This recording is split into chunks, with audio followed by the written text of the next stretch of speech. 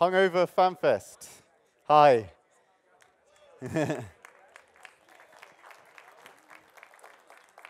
So basically, before I get started, I just wanted to share an observation with you, which is the carnage that happens when you give a bunch of Eve pilots and Dust mercenaries a lot of booze and giant banners. I don't know how many of you here were on the pub crawl yesterday. Yeah. But that was, yeah, there's a lot of fun and a lot of banners got stolen and ransomed. CCP Care, who's in the audience there, was in a bar ransoming banners he hadn't even got for booze. So it's just nice to see a bit of Eve making its way into Reykjavik. I'm going to be talking about prototyping and the work that I've really been doing over the last year and a half to do with that in a whole variety of different ways. So who am I? I'm Charles. I'm CCP Bayesian. Most people won't really know me that well. I post on the forums, and I'm terrible at getting dev blogs published. That's my sort of sum total of public-facing history before now. I've been working in the games industry in general for the last 8 years as a software engineer. I've worked on everything from small startup companies making mobile phone games all the way through to working on AAA shooters. And I've been working at CCP for like the last 2.5 years. And my main sort of focus is on making awesome gameplay and how you go about actually doing that. Sounds strange coming from somebody who's a software engineer. Normally we're the people that are terrible at this sort of thing traditionally. But this is just what I find very interesting and like to do. So some of the things I've done working at CCP, I was sort of initially hired to work on Incarna, and I did a lot of the animation and character locomotion stuff along with the animators that were doing that.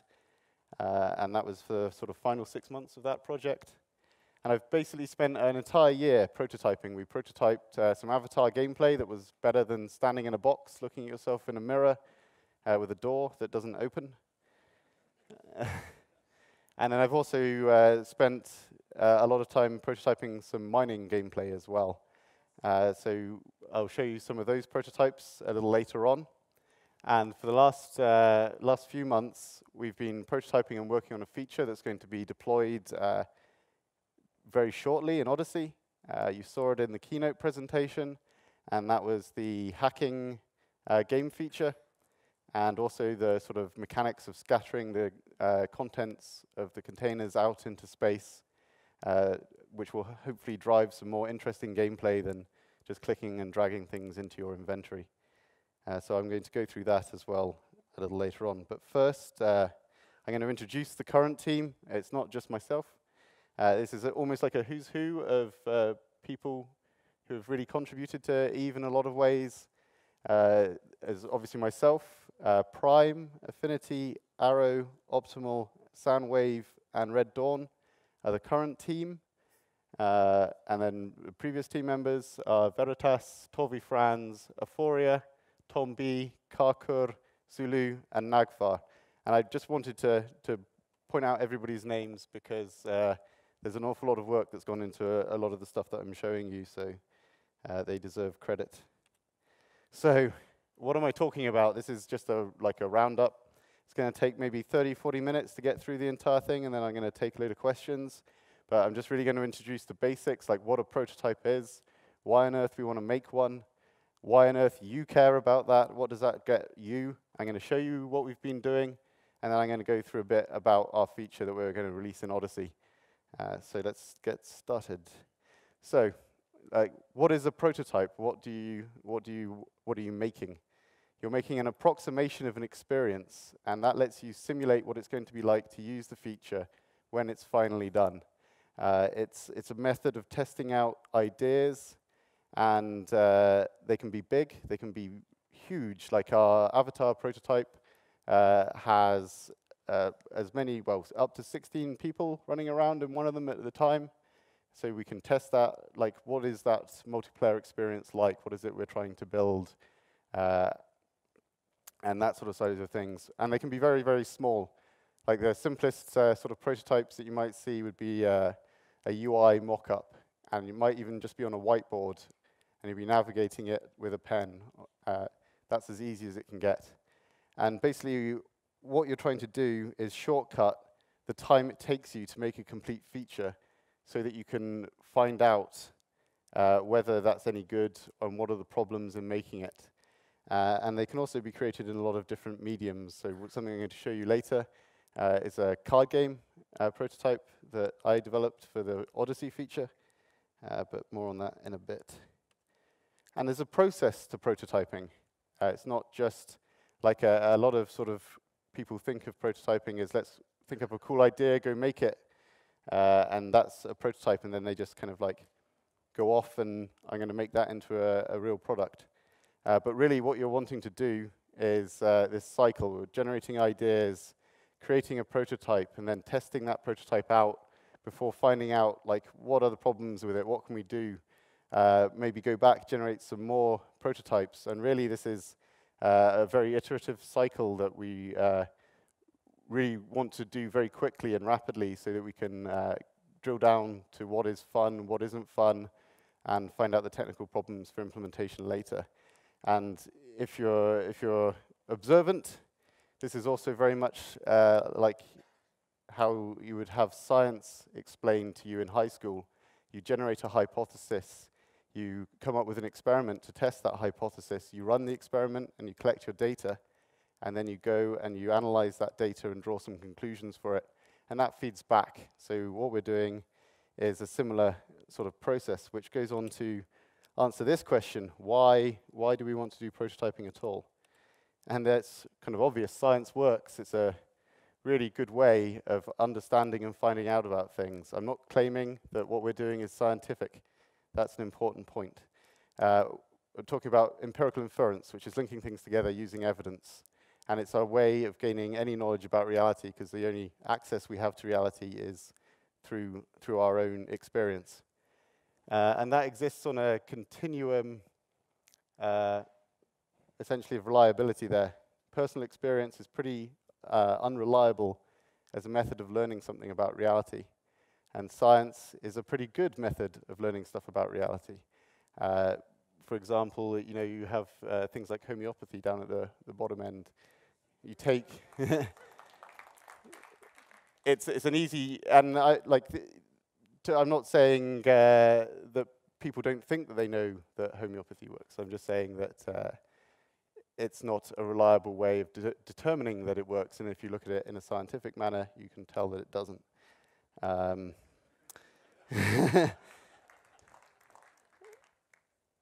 Anyway, enough about skepticism.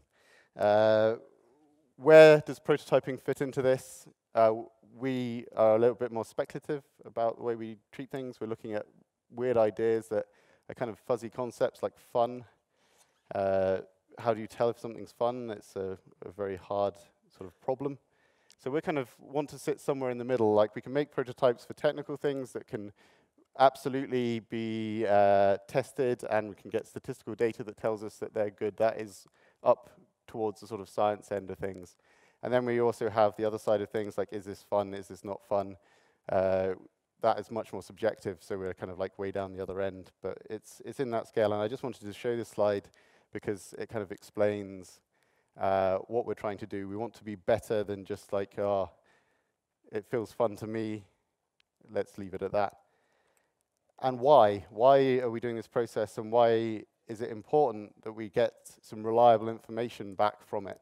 And that's validation, because it's much better to know what you're making is going to be good before you commit massive resources into making it. Like, for example, the release of Incarna is a very good example, and I'll hold my hands up and say I had a part in making that, and it isn't a good experience. It's not good gameplay. There isn't any gameplay in essence. So it's much better to know something is going to be good before you go ahead and make it, and then find out that it sucks later. And that's killed numerous companies, and very often ones that I've been working at. So I have a lot of experience of this. And so basically we want to validate everything as far as possible before we go ahead with it. I mean, is this idea good? Should we even bother prototyping it? Like, this is questions where we should be coming to you guys and asking you guys for your opinions on things we're about to do. We do this with a CSM at the moment, but it'd be good to get like a bit more sort of player participation in generating these sorts of ideas.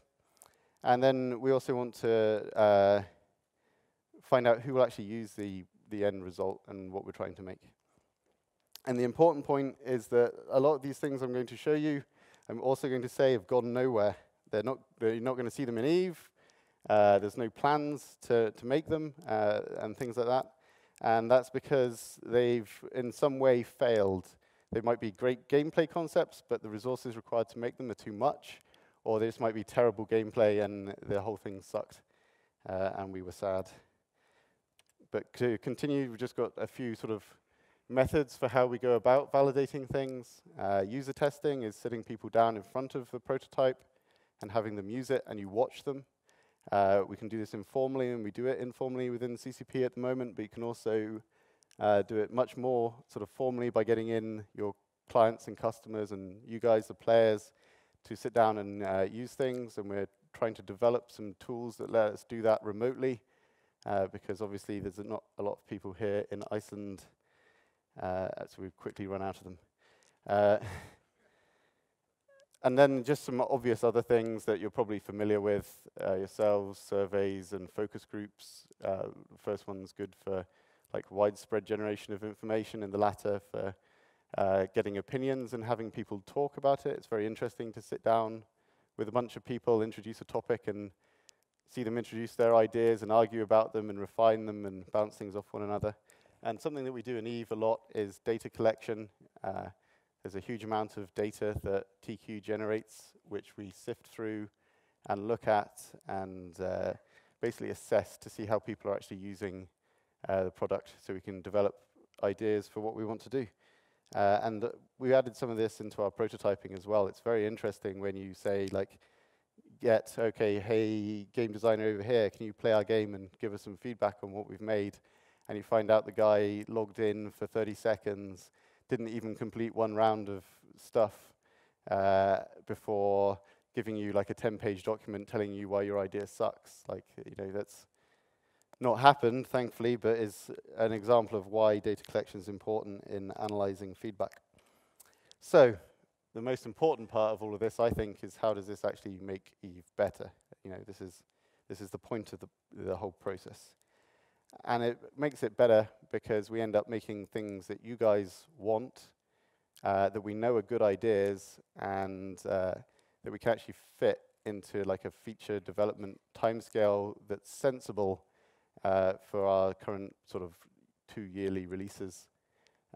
We can also then work out how we're going to break down larger ideas into more manageable chunks and then distribute them across multiple expansions. And like part of what CCP Seagull introduced in the keynote is this sort of idea, like we'll be doing things in a sort of phased manner. And that this sort of prototyping effort and this sort of stuff being done internally just makes all of this sort of planning easier and less risky for people like our producers to make calls about. And we can also create game features that appeal to both new people and don't alienate you guys who've been playing the game for a very long time, because there's a lot of tension there between, you know, dumbing Eve down. We don't want to do that, but we still want like new people to be able to come in and actually grasp what's going on in the universe. And quite a lot of the changes that are coming in Odyssey do both those things. So I'm going to demonstrate some stuff which is probably going to go horribly wrong.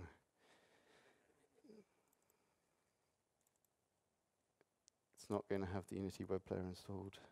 So yeah, so we've been using live installation. It has the internet. Come on. Yes. I've actually got this. Yeah, there we go. Awesome. So yeah, we've been using Unity a lot. Have you guys gone and looked at the Oculus Rift stuff? Yeah. That wasn't developed by me. They are awesome guys. They just did that in their spare time. But it's gratifying to see prototypes being created. So this first thing is super simple. This is, I'm going to introduce more and more complex things. So this is stuff in space, and it's a way of selecting things. So you can see the bracket and I can just drag across stuff and blow it up. Don't know if you've played the game Res, anybody? It's like a sort of inspiration for this. And this is just really like a quick, dirty test of how we might blow stuff up, like chunks out of asteroids, how you might want to go about collecting them and things like that. This just took a day to do. A lot of the art in this is horrible because I am a software engineer. The people on my team are software engineers, and we aren't great at art and that sort of thing. But part of the reason for using Unity is also that we get this web player, which lets us internally, this is all up on a website, so we can just point people at it and have them play it, and all of the data collection then goes into a sort of back end. Thank you. So that's a very, very simple sort of prototype. This is slightly more complex. This is actually like an idea for how you might change mining, both so that it doesn't kill how existing mining works, because I think Hilmar made a good point that like a lot of people go mining because it's quite relaxing and you can sit and do other stuff at the same time. Is that true? I'll ask you. Yeah. And it would suck if you suddenly had a massively, hugely interactive thing that forced you to spend all your time concentrating on that rather than letting you work as you do now. So in this prototype, you have your mining laser, and you can turn it on, and you can sit there. I mean, like I can go off. Oh, that'll happen. And you're basically just gaining ore in the same old way. You'll notice that there's some chunks flying off. I can, in this prototype, click on the chunks. There might be a bit different in the actual client, I would hope, since this is mostly sort of 2D faked. And so that gives like some more interaction. That's okay, kind of, maybe a bit boring, and a bit intensive, and maybe doesn't fit too well into the space game. But here we have some missiles, and we can fire these missiles into the asteroid to affect the state of the asteroid. And this is done in a very basic form, just so that we can try things out. So I've heated the asteroid, and it's increased the fragmentation amount of the asteroid by 50%. And you can see there's a timer there as well. So I'm getting more fragments coming out, and I can click and increase my yield. I can do other more crazy things. So I'm getting, a huge number of these things coming out, and also some negative effects. And there's a stability bar, so I can blow up my asteroid if I start screwing around with it too much. And this is just an example of how we take ideas that we think would be good in Eve and make them in such a way that we can actually test them out and see how they might interact. And with this one in particular, like we've stripped, there's no space game. You're just looking at an asteroid. All you can do is mine it. There's no other people. It's just testing out that one part of the feature. The actual real thing, if we ever made it, would obviously have to have all the interaction with other people, with other players. You might take somebody along fitted to do the asteroid, sort of messing around with the asteroid, and somebody else to help you collect the chunks that come off the asteroid. So that just gives you an idea of that. And then other things that we do, sort of looking way far into the future, very difficult. Currently, with our current technology, we made basically Minecraft in space.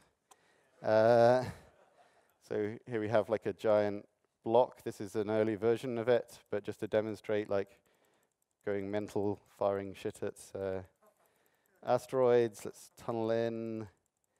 And the basic idea of this is that, like, being able to destroy stuff and shape stuff and change the universe is super cool. Like, you could come along and you can basically change an asteroid to look how you wanted to draw your corp logo in space, something like that.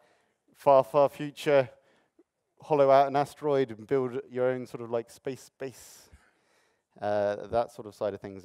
Where we could take this is basically reasonably limitless. It wouldn't obviously look like that. This is done as a technology sort of idea. We can definitely make things look less like Minecraft, although Minecraft is quite pretty.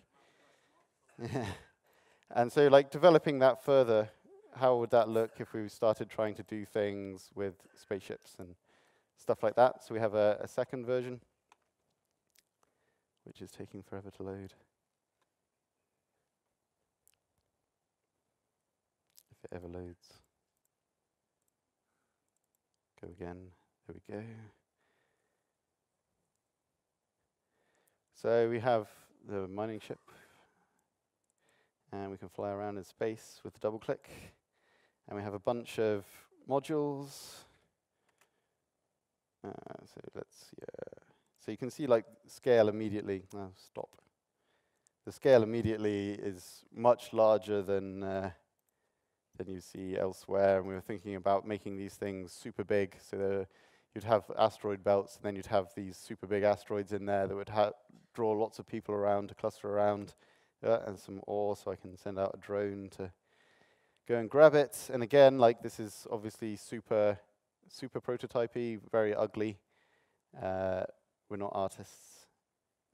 And then we got some pyrite and gained some money just to give people some drivers to move through the game. That's basically a lot of the things that we're doing for prototyping the mining things that we were looking at. None of that's gone anywhere. A lot of the things that we learnt have actually gone into the Odyssey feature, but I will talk about that again in a minute. Next thing, sorry, we're not going to be demoing any of the Incarna stuff. I would really like to, and when I've been talking about validating ideas, it seems very hypocritical to then not demo something to you, but people above me tell me that I can't, so sorry. Basically, we spent 6 whole months, like a long time, creating prototypes and prototyping a style of gameplay that we've been thinking about internally for a long time in CCP, which is exploring wrecks. You remember the sort of like last year's Fanfest trailer basically had the discovery of the Dust Merc tech by some people going in and salvaging it from a destroyed ship. That's the sort of stuff that we're looking at. It's a classic sci-fi thing. I mean, like we were sort of had inspiration from everywhere, like Space Hulk and like the Warhammer 40k sort of side of things, and also stuff like Moonbase Alpha, where you're not actually trying to kill each other, you're trying to work together to fix stuff. And so a lot of the gameplay was based around exploring these hazardous environments and making them safer for you so that you could actually get through and get all the stuff that existed within there. And that would all tie back into things in Eve. So we were thinking maybe implants or something along those lines. There was lots of potential for conflict in that as well. We had 2 teams going in and just let them kill each other in a variety of ways. Flooding rooms with radiation and that sort of stuff. It's pretty evil. And that got a lot of really good reception within CCP, like CCP Explorer. I don't know if he's actually here, but he went and made a big Excel sheet, which basically took all of the kind of items that you could pick up and use in the game and kind of crafted different roles for people. And we had lots of organization going on and all of the good kind of things that we like to see in Eve, which is pretty cool. But sadly, that's been shelved for the foreseeable future, because part of doing all of this shows how much more work is required really to put the avatar technology into a position where we would be able to release this to the public and create it in a way that's sensible and sustainable. Like a lot of people have asked previously, could we just kind of, do it incrementally, hack it on, add some more bits on, let you guys into corp rooms, so you could stand with your friends, like a lot of that sort of stuff we could do, and we could do it, but it would be done in a very nasty way that wouldn't be very sustainable to actually create more and more gameplay. We should start from a good place and then develop further from there. And we would also want to do that sort of side of things as well, and we would get it for free, essentially as developing the things that would allow us to do this. So apologies again. So the mining. I've shown you the mining prototypes. We were basically tasked with making mining more fun and engaging,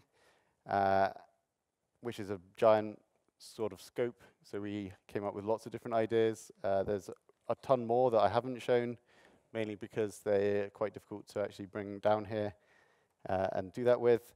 But again, those were ultimately shelved because CCP Seagull came on to take over for Odyssey, and we just basically shifted focus a little. There's some concept art here drawn by one of our concept artists of one of the giant asteroids there in the background, and you can sort of see the scale that we were looking at for that sort of thing. The ships are pretty damn tiny. So, what are we doing for Odyssey? And this is the idea. We were tasked basically with improving the activities that you could do in exploration sites. Currently, hacking and archaeology are reasonably not like hacking or archaeology at all. You're waiting for timers to complete and essentially just to be lucky enough. So less sit and wait and more interaction, but without making it so that you're suddenly swamped with a million things to do that just greatly increase the amount of time it takes you to make any sort of money by this, because that's the main driver, obviously, of people going and doing these things. So we came up with 2 tracks. Basically, you saw lots of things being scattered out of asteroids in the previous demos, and that's really cool. Like in space, when that's in space, that's super cool, because not only are you not interacting with some horrible list UI, you're looking at the space scene and you're chasing chunks down and picking them up. But it also then brings other players in, like you blow chunks off an asteroid or stuff scatters out of a container. Who can grab it? Basically anybody, it's in space. So you will have people competing for these resources. Bring your friends to help you collect them all, that sort of stuff. And then we're also making the activity much more interesting in itself, but without taking much longer to complete. So we want you to go in and we want you to do something that's actually feels like you're hacking, not just wait for timers to complete and your luck to be good. So the first part, which is the interaction part, actually started life as a paper prototype. It's a card game, which I made back in maybe February, I think. And that really let us nail down exactly what the gameplay was. So the whole game is basically designed in this card format. And you can play it. And we played loads of different versions, and we changed it around. And other game designers came along with different versions, and we integrated ideas together. And it basically let us nail down exactly what we wanted to make upfront and early without doing any programming or any technical work really whatsoever, apart from using a guillotine, which was fun. And it also let us find out any problems, like technical problems. And as I wrote the actual code side of this as well for Eve, and that was a big help to really understand what it was I was trying to make. And how did we actually validate that? Well, we're kind of still growing our UX sort of capabilities. So this was mostly done through testing with people in CCP, but a really large spread of people. We had everybody from Asgear, the art director, through to some of our marketing guys and just people on other feature teams as well. Lots of people that play Eve a lot as well, which is very, very good. And the other part actually started life in another mining prototype. So the screenshot you can see on the left there is a prototype made by CCP Veritas. The basic concept is sort of similar, sort of Pi-ish. You scan the asteroid with probes to find out where the best chunks of resources are that you want to get out. You know, like that asteroid has multiple minerals in it, for example. And then you deploy infrastructure onto the asteroid, which shoots chunks of ore out into the space. And you use your mining lasers then as like a collection mechanism for these things in space. So it was a feature that we knew was interesting immediately for free because we'd done it previously. We'd already made it. We played around with it. It's in the Eve client and on the server as well. There's actually a build that you can run of that. And it makes very clear what problems still exist to solve. Like there's a technical implementation that's very basic and rough. What do we need to change to make it work? For example, you can see there the kind of blobby bits of ore. They're just icons. You don't really have any depth information there. There's all sorts of problems there to solve. And it's easy to begin development as well because we've done it once in the client. We can do it again. Again, this was validated through user testing with people in CCP. And again, I would like to extend that further to other people. This will go on Singularity as well. So you will see it before it goes live and be able to give us lots of feedback. So time passes and we continue sort of generating ideas and playing around with prototypes and assessing stuff. And more time passes as we put it together into a whole. That's really just an excuse to get Monkey Island references in. So this is the actual feature. You saw it demoed live. Unfortunately, because of the way things are set up, I can't do that here. But I have a video. I'm going to play it through once. There's sadly no sound. And then I'll play it through again and describe to you what's going on. It's pretty short.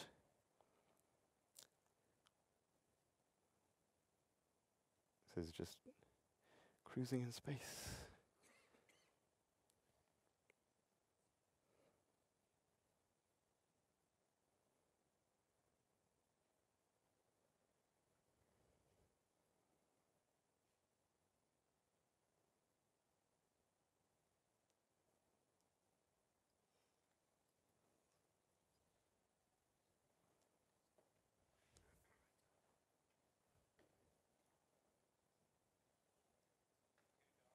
Is it too dark? Oh wow, yeah, that's horrible. Damn. Yeah, I don't know if I can turn. Can you, guy up in the thing? Can we turn the lights down? Can anybody see control room guy?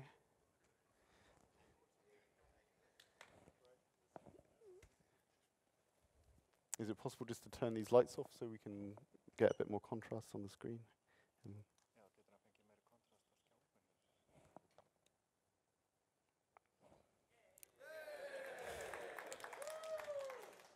Is that better for you guys? No. Damn. There's not much I can do to fix that. Yeah, everything's too dark. This is Eve. Yeah. You saw it in the keynote. I'll restart the video and you can squint some more at it. So we've got a bunch of new art assets. This is an archaeology site, which is basically a destroyed ship that's super old. There's a whole bunch of variations of these, but you'll find them in all of the archaeology sites. And we also have new replacement assets for hacking as well. And there's a feature here which is going to be used for both archaeology and hacking. They're going to be themed appropriately for them. This is a very early version of the actual final implementation. But basically what you're doing is you're using a computer virus to find and destroy the core of the computer that you're hacking. You do that and you come across all sorts of defense software and things within this sort of layout. And this can then be scaled very easily. Like the inspiration behind it was a lot of things kind of like HeroQuest, those sorts of board games where you are basically an RPG almost mechanic to it. It really is rubbish, isn't it? You can't see anything. When you've successfully hacked the container, then the loot flies off into space. You can sort of see the brackets running away towards the top right of the screen. And you're then in your ship, in the 3D scene, chasing this stuff down. In the video here, there's actually somebody else grabbing my loot, which is annoying. And I could choose to attack him, or he might be one of my friends. But there's other people that you can see interacting with these things in space. And they only last for a limited amount of time before Vacuum does its work and destroys them. So not only do you're not guaranteed a reward out of this, you have to do a bit more work in order to get it.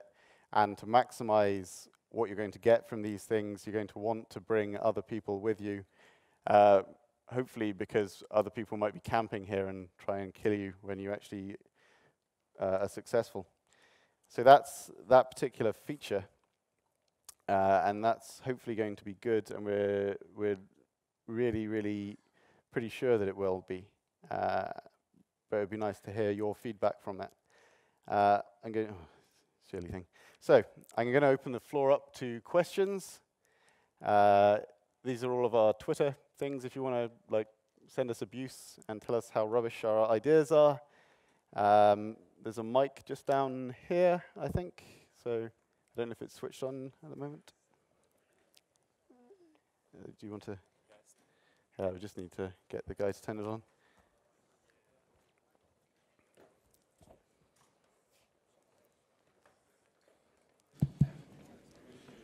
Yeah, my question is about, well, you mentioned who might want to play it, but you didn't mention giving it to people with the express permission to break it, to search for unintended features. Yeah, so I missed the end of your question because the people shouting you to yell into the mic, so if you could just repeat it into the mic. You're going to want to speak into the front of the mic. The question was, you mentioned whether people would like to play the feature, but you didn't mention much about giving it to people with the express permission to break the feature, to find unintended features. You always have express permission from us to do that, and basically for the only times that we don't want you to do that is if it breaks the end user license agreement, essentially. That's how Eve works. I mean, part of what's awesome about Eve is the unintended consequences of these things. And we hope that the scattering mechanic there, we're hoping that that drives a lot of interesting and unexpected things to happen in the universe. So, yeah, thank you. I have a question about the archaeology sites. Are they going to change for wormhole space, which I assume they are? And if they are they going to eliminate capital escalations? So, yes, they will be changed across the board, including in wormholes. No, we're not changing the sort of general mechanics of how they work beyond what we've shown here. There are other teams that are looking at the kind of broader picture. We're very focused on these sort of small details and making the details good and interesting. So things like problems like that will be addressed in probably a later release, I would think. So sleepers are not being removed from those archaeology sites? Not as far as I'm aware, no. All right, thank you. All right, I got two questions. Sure. You used a rectangular icon to access the hacking function. Yep. Does that mean that the actual hacking module is going to disappear? No, so that's purely for development purposes. Again, it's not going to say loot jettison imminent either. The idea for that is we're just using the radial menu that's new and exists as a quick method of being able to interact with these things. All of the modules will be there. There's going to be some new modules that are being added in, some of which will be dual use, so you'll be able to use them on archaeology and hacking sites without having to go and refit and things like that. So there'll be a whole bunch of new stuff essentially. But do you still need, for example, if you have the hacking module fitted, do you still need to lock it, or you can just use it on the module by right-clicking without locking the hacking site? So we haven't actually narrowed down the interaction there yet, but yes, I think we'll try and make it as easy as possible for you to do. There's no, if there's like too many clicks in the way, then that's something we'll definitely look at changing. What would your preference be? The way you did it, actually. Yeah. In which case, we'll definitely look at doing it that way. Another question.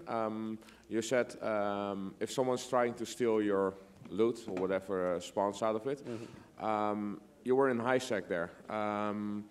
Does the other guy that's not in your corp get a suspect flag while trying to snatch your stuff? Yep. So this is definitely something we want to do. Cool. Thank you. Yep. No problem. Yeah. So people fighting each other is good. People fighting each other in high sec is very good. And driving that sort of stuff using Crime Watch is basically what it's designed for. So, yep. So I have a few questions. When all the stuff gets ejected from the cans, do certain items have different values that I can see what that item is and grab the ones that are most expensive first, or is it random? So the actual distribution of loot into those sorts of things will be it is basically done procedurally, so we can have it however, but there is useless scraps of metal in there. So you do have to pick what you're going to take. So they're visually distinguishable if you can get close enough to one. And we're thinking of ideas around allowing the person that completed the hacking to have additional information, but everybody else not to have any more than just like there's this stuff in space and you have to go after it. So we're hoping to then perhaps develop things further into a future release for maybe giving people better tools for finding out what's there, just to give more varied sort of fittings and things like that for doing this. Okay, and we haven't seen what happens if you fail hacking. So if you fail, it's going to spawn NPCs, and they're going to come and shoot you in an annoying manner. Okay. And we're not going to stop that blocking you from attempting the sort of hacking, so you'll be able to go back and have your friends take care of them, and that sort of side of things. But yeah, failure equals shooting things. So couldn't this be exploitable by continually failing to get the NPC spawns, or? Yes, yes. So continually failing will eventually cause you to destroy the actual site itself. The harder the actual site, the less chances you'll get as well. And it sort of works along those lines. Cool. Thank you. Hi. Yeah, I don't really care about exploration, so my question isn't relevant. But last Fanfest, we saw the Sancha mothership, and we saw asteroids colliding with it, and there were some really cool effects. Is that something that your team would be tasked with prototyping? And if so, is it in the pipeline? So if you'd gone to the Tech Art Roundtable, they were showing exactly that, like the DirectX 11 tessellation stuff lets us do things like mesh deformation on the fly, and they had lots of pretty pictures of various ships with dents in them and that sort of thing, from what they said, because I went to go and look at it and listen. From what they said, that's not something that's going to be coming in the immediate future. There's a bunch of stuff that needs to happen first, and obviously shift to DirectX 11 as well. But yeah, I think that would be awesome and cool. Would you be in task of... With prototyping, we could be. The way I would like to see this go is not to have a team doing prototyping as their full-time job. It would be more like everybody should be prototyping their game features, so it should be part of the development process. Hopefully we're moving that way, like as the ship tree that was demonstrated yesterday.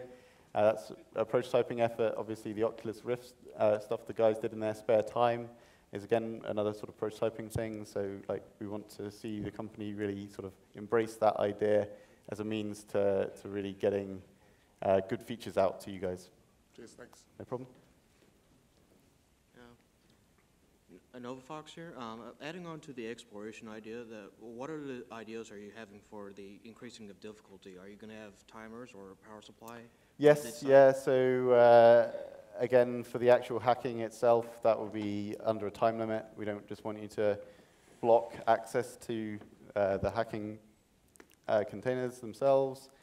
And yeah, just things along those lines. The actual difficulty of the game itself is balanced by the things you come across. The unfortunately completely unviewable demo of it just has some very basic things of defense software there, but in our current version of it, there's a lot more dangerous stuff out there. This is slightly hobbled just for the Fanfest demos.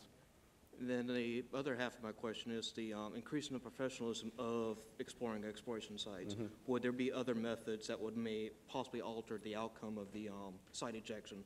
For example, you brute force your way, but it causes all the things to eject faster and fewer quality of it. Yep, so probably not for this initial release, but that's definitely something we want to explore. We'll hopefully be continuing with this into the next release for winter, at least as a point release, maybe along the line as well.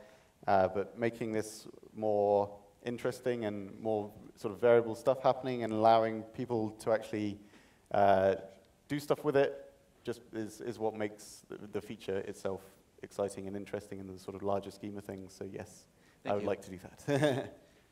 Thanks. With the things that are ejected, are they going to be able to be added to the overview, or do you have to see them in space to pick them up? Well, you can't even hack them into the overview at the moment. You'd have to run a hack client to to get them into the overview. That's a sort of an actual choice on our part, because if you're just playing in the overview, it just takes away any of the challenge of the actual thing, and also defeats the point of doing it in the first place, which is to get lots of people in doing it. If you can just optimize it through the overview. It sounds like the whole design has been an anti-bot mechanic. You've made it so that bots can't a human can do this a lot more efficiently than a bot. Yes, not intentionally, but it's a happy coincidence. Okay, and last, I think an important point, not important for me, but I think for a significant proportion of men, you've gone for red and green. A lot of people are red-green colorblind. Can you change these colors? Yep, so CCP Arrow, who is our lead UX designer, knows this, and we actually run builds. We can run builds that simulate people with color blindness, and yes, we have alternatives for that. And yes, we are very aware that that's a problem. Excellent, thank you. Yep, no problem. Just a quick follow-up about the NPCs. Are they going to be like Sancha NPCs that from incursions that don't have any reward for killing them, or could there possibly be a benefit for failing the site a few times? So yeah, I think, I don't know if Lindsay's here, who's the game content designer who's doing these changes, but as far as I'm aware, you will get some loot from them, but that's obviously a balance question. We don't want to make it better to fail than it is to do the actual exploration. It should be a negative thing for you. Right, which is what I was getting at. I was wondering, well, if I just fail the site, will I get more for completing it? Yeah, you definitely don't want that. Hi. Right now we have a couple different exploration sites like radar, magnetometric, LiDAR, unknown, and so on. Will that expand? Will that stay the same, or how you guys do that? So there's obviously an awful lot of content that exists already, and yes, that will stay the same. We're going to go through and place some new pretty objects into these dungeons, and everything else will remain as it is, and the hacking game. So that type of play puzzle will be used just for the hacking side, or the It'll be used for both. It'll be used for both hacking and archaeology. We're removing salvaging and redistributing that into the hacking and archaeology sites, like the material magnetometric gains. and radars. Yep, and we're just going to theme the actual game itself so that it feels like an archaeology site is basically hacking something that's old. Yes. So we're going to theme it in that sort of manner. Okay. Thank you. Thank you. Hi there. Just a question, complete another topic. The EVE Offline arcade down there. What about prototyping this into my captain's quarter? Yeah, that would be cool. I think there's, yep. I'll have to find Vigfus and talk to him about it. But yeah, I mean, it's running in EVE, or in a version of EVE now, and it's written in Python, so possibly. I mean, again, development effort. It would be nice to have it running on the web. I don't know. Yeah, then I would. Yeah, just let everybody play it. Turn on my captain's quarter again. Yeah. Sorry. Hi. Question about when you fail hacking the site. Is even on the second or third attempt, is the loot chance still going to be the same, or is there going to be a diminished return? Initially, if you're successful after you failed a couple of times, will you get as much loot as if you successfully completed it the first time round? Initially, yes. If that seems bad, or the failure conditions aren't big enough, like the ultimate way is if you fail enough times, you won't get anything because it will be destroyed. So in a way, we do have that, but the actual not for the first release, at least anyway. We'll see how people use it, and then maybe make these sorts of changes. It Depending on how that almost happens. looks like the site is degrading after the amount of time that you use it. Yep. So it would be logical to have Continue, the yeah. amount of jettisoned cans be diminished. Yeah, absolutely. I would absolutely agree with that. It's a very good point. And I don't think basically it's a question of development time to actually balance all of that and make it good. So again, this will probably be something that we look at after we've released it and seeing how people are using it and make those changes if they're needed to help actually balance things out so that people aren't, again, like, failing too much or succeeding too much and that sort of side of things. So. And is the amount of cans that get jettisoned depending on the site, or is the content depending on the site? So that the amount of cans in a small site is the same as a major site? Yeah, so the amount of cans that are thrown out into space is completely configurable by us, obviously. And we haven't really decided exactly how many are going to come out and how long they're going to stay around. That's something that we're actually basically working on at the moment through playtesting different things. A lot of the balance of that is down to how easy you make it to actually get this stuff. Like if one person can go in and collect everything easily, then there's no reason to bring anybody else with you, just solo it. If one person can't get everything, they can still go and solo it, but they won't be able to get everything in it. So if they want to get everything in it, then they need to bring some people with them. The more people we get into space and the more people we get into the exploration sites, the better chances are that, people are going to go and set up ambushes and things like this and other sort of craziness happening and all of the unexpected things that will probably happen that I haven't thought of or mentioned. Right. So that would be cool. Thank you. How will this affect multiboxing, the mining mini-games? So I guess like with botting, one of the side effects of this is that multiboxing would become quite tricky, unless you've got lots of mice and arms. So you're going to have to bring some friends, I'm afraid. Thank you.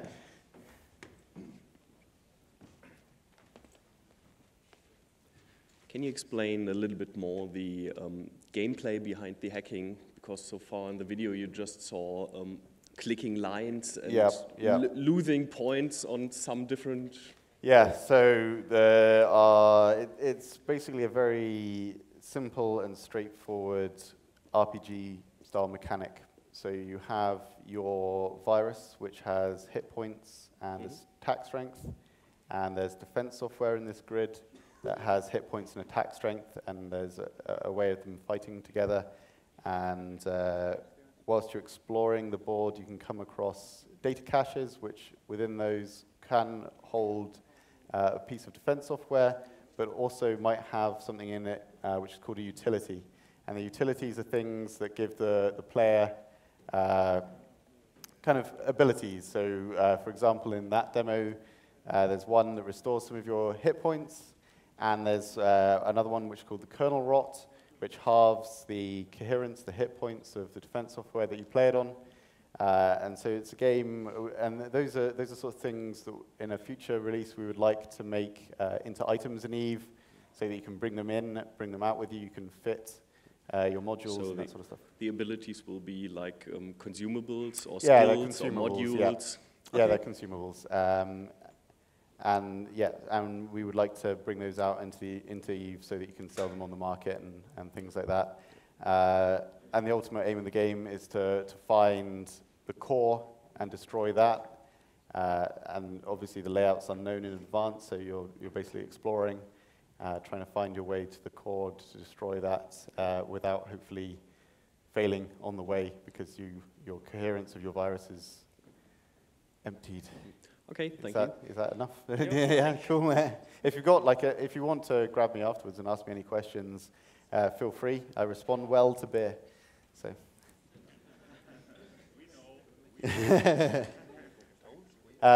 Right, is that it? Yep. Thank you very much for coming. Cheers.